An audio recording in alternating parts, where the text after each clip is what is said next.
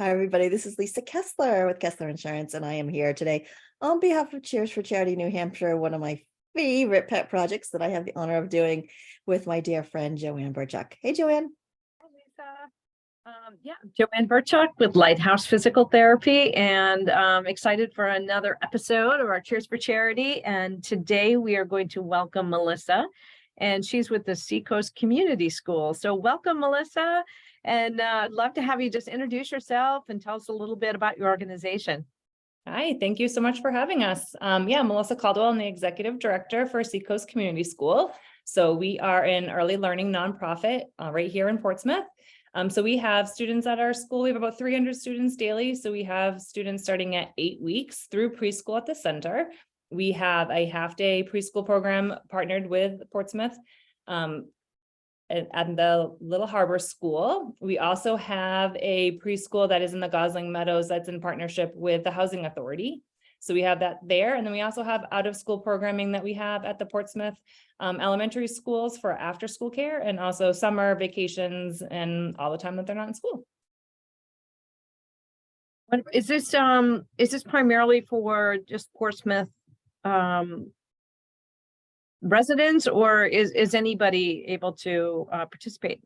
We actually have, I think we have 23 towns and in the schools. So it is kind of all of the Seacoast. So our mission is to provide exceptional education for all students of and all children of the Seacoast. So we have children from Somersworth, Dover, Rye, Exeter, Kittery, Maine, so we're kind of all over the place in the Seacoast. So we're about a little less than 2/3 Portsmouth, but then there's a smattering of people from all over. It's nice. It sounds like you're right at some of the schools already. Yep. It's probably great for some of the kids to kind of get used to being in a school environment. And then they're able to stay after school right there at their school campus and have care until their parents are ready to come home from work. Fantastic. Is there any kind of has the decision made of those 300 students? How were they selected? So we have a very long wait list, like most early childhood centers do. So we just have different criteria. We look at children that are in crisis. We also look at staffing and our staff that need childcare. We have sibling priority.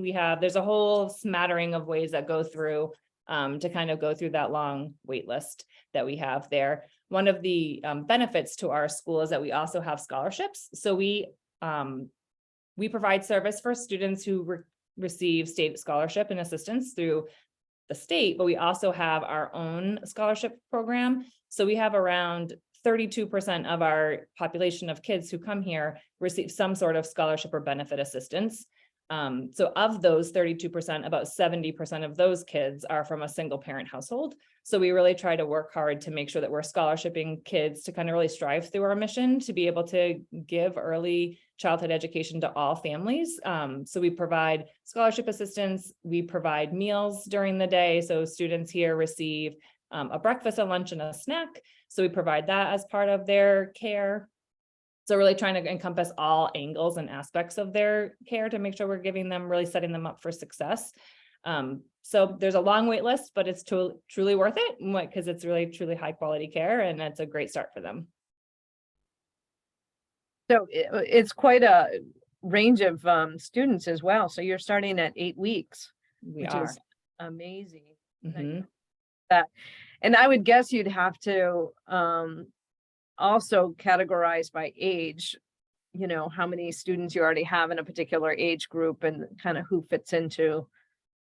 Yeah, so the staffing ratios will change. Like, in an infant room, it's much smaller number of students to number of staff. So we have 2 infant rooms, we have 2 younger toddler rooms, 3 older toddler rooms, 4 preschools at the center, plus the 2 off center. So it kind of grows as they grow up, and we're able to encompass more people that come in. Now, are you at the schools like 5 days a week, or because you mentioned a couple different locations? So you? Our main campus for the early childhood center is at Community Campus off Lafayette in Portsmouth. So we're in there with other nonprofits in the Portsmouth Rec department. So we take up a large area in that space. So we are there 5 days a week where we have that. We also are at the schools for the school age programs 5 days a week after school or on the days when they don't have school. You're also Okay. in schools when they don't have school. So Right. so after school, when school ends, they come to us for care until they get picked up at 5:30. And vacations, where do they go? They are usually split between two of the elementary schools or here at community campus. Oh, nice. Okay. Yeah. Awesome. Oh my What a gosh. relief for those working parents. For sure. Yeah, the catchphrase, the workforce behind the workforce. So trying to find staffing in order to ensure that people can go to work and be dependable employees. So we're here to be that safe, caring environment to raise their kids and give them that firm foundation to get them ready for school. That's fantastic. There's so many things going on with workforce and with caring for children. And what's your biggest, one or two challenges right now that you're facing? You've sort of gotten through the COVID crazy. Now Mhm. what?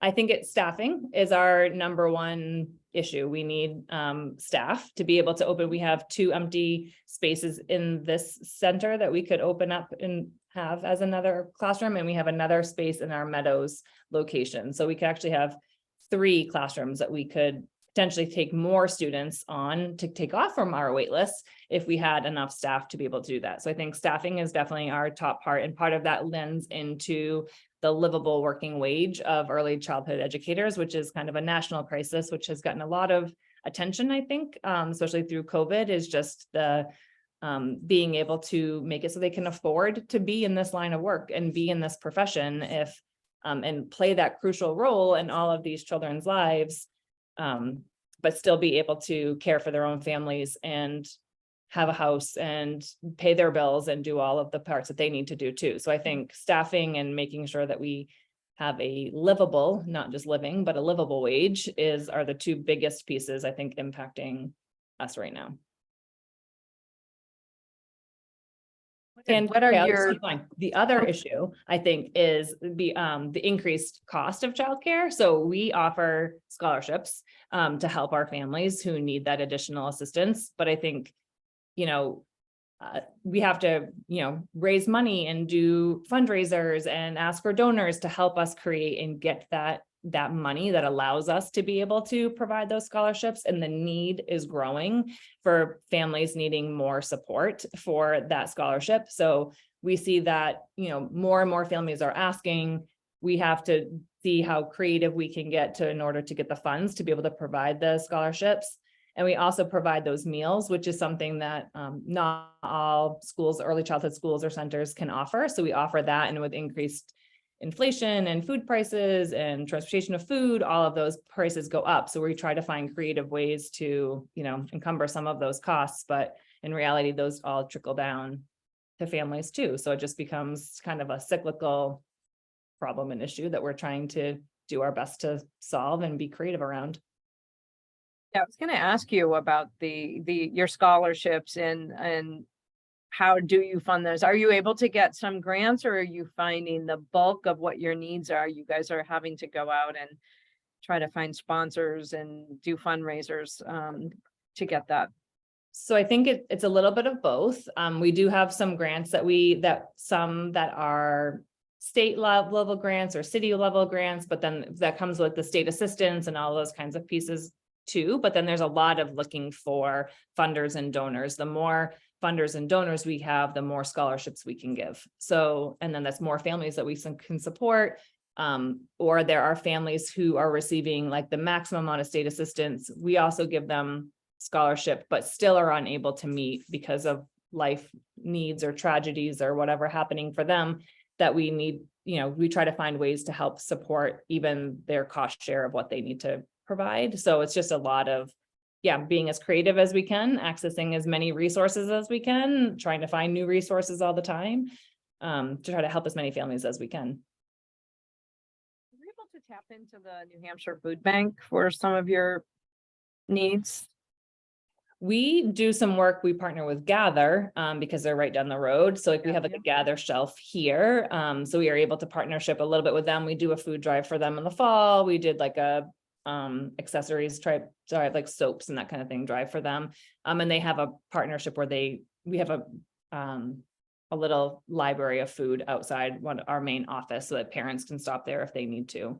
So that's kind of where we're doing some of the food support with, but looking at the New Hampshire Food Bank would be another possible partnership for sure. What kind of fundraisers are you guys doing? Do you have anything coming up that we should let people know about? We just did our annual day of giving, which was like our virtual day of giving. So that's one piece that we give, but it's always live. So there's always a place that you can donate or sign up to volunteer, because we also need people to come in and help us move wood chips and help us read to kids and paint and do all the things, you know. So there's always activities happening at the school that we can use help with. So there's volunteer opportunities on our website. There's donation link on our website for sure. Things that we have coming up is we're doing a Fisher Cats games. You can join us in July. We're going to the Fisher Cats and we'll be like the nonprofit, one of the nonprofits there. So that'll be a fun day. July 30th in the afternoon, we'll be at the Fisher Cats. So be a whole lot of little ones running around enjoying some baseball. So that'll be a fun day. So those are our major kind of things happening right now. Sounds amazing. So as we move forward, Melissa, what you do is so important, and you know, you're impacting so many families, and it's obviously you need donations, you need people participating, maybe some volunteers, like you said, moving bark mulch, you know, it's them getting the word out. What's the best way for people to get information about your program? Like how, you know, how can they follow along, or after they watch this, they're really interested, they want to dig deeper. What are some of the ways they can do that? Well, we just launched a new website this fall. So we have a new website. So our school website is our best place to find us. There's a live feed there. So just www.seacoastcommunityschool.org. We also have Facebook, Instagram, all those places. We have live streams of things that we're doing on there as well. And we have a mobile app. So there's an app for that. So you can go to the App Store and download our school app, and they'll give you news alerts, events, similar things that you find on the website, but right in the convenience of the pocket, in your pocket. So. Wow. Well, you guys got it all covered. It's amazing. And refresh me, remember, how long have you guys been around? This is 56 years, I believe. Oh, wow. Yeah. Holy cow. Nice. Do you know how many kids have been through the program? Do you have a guess? Altogether, I do not know. We're around 300 daily. So that would be a lot. I mean, we've grown a lot in the last 10 or so years, but yeah, I don't know. That would be an amazing, pretty remarkable number to kind of figure out. Yeah. You likely have helped thousands of families. Thousands of families. Yeah. Right? What an incredible story. We are so grateful for what you do. We are so grateful that your team makes a difference to these families, especially the ones in need in our community. You know, it really does take a village. So we so appreciate you. And we appreciate time to chat about all the things that we do. Well, thank you for joining us. Thank you.